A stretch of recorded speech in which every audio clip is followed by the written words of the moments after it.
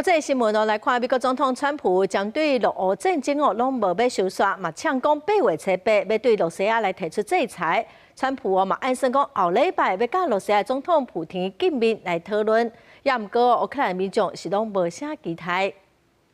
面对媒体提问，美国总统川普表示，8月初8对러시아新制裁大限甚受春秋，错怪总统普京的态度。佮否认러시아乌克兰领导人见面是伊甲普京见面的前提。So for you to meet with him, he doesn't have to agree to meet with Zelensky. Is that what you're saying? No, he doesn't. No.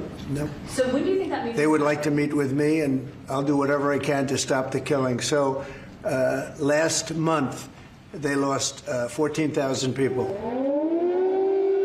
乌克兰首都基辅加罗传出空袭警报，对川普暗算上紧伫下礼拜甲普京见面，乌克兰民众大部分是消极看待。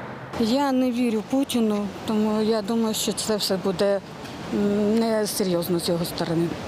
Він ніколи не піде на мир.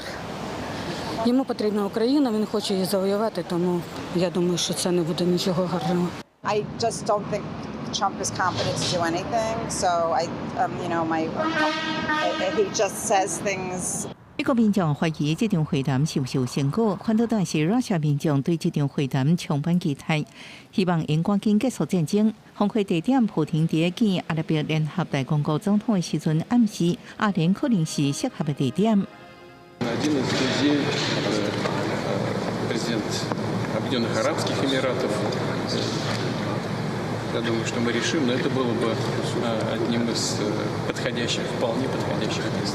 乌克兰总统泽伦斯基前次表示愿意甲普廷见面，不过普廷表示目前也不达到两人见面的条件。这拜托乌克兰甲欧洲参加美俄峰会引起基辅甲欧洲各国烦恼，不过普廷特再强调，这是为避免错误信息影响甲美国关系历史性机会。那川普甲普廷最后顺利见面，也是目前总统拜登自控制年底日内瓦甲普廷见面以来，美国领导人第一摆举行峰会，也是러시아乌克兰战争了后第一摆公司新闻单位前变现。